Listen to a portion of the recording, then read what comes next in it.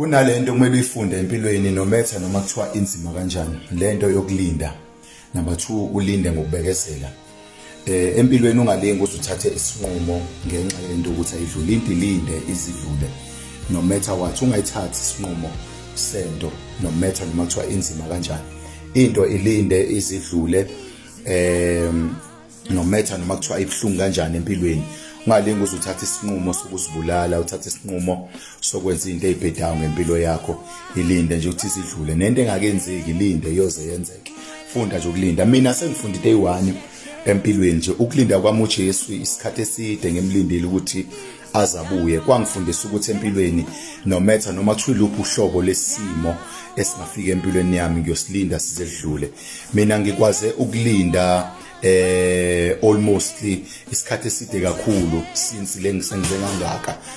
Sengilinde about 30 something years ngilinda uJesu ukuthi abuye. So ngeke ngihlule ukulinda izinto for 3 years, for 3 months, for 2 months.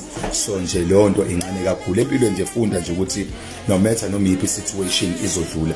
Asikho isimo esingadluli futhi asikho isimo esingeke sifike empilweni. No matter noma kuthiwa kubukeka kukude kanjani kodwa asikho isimo esingeke sifike futhi asikho isimo esingeke sidlule. God bless you.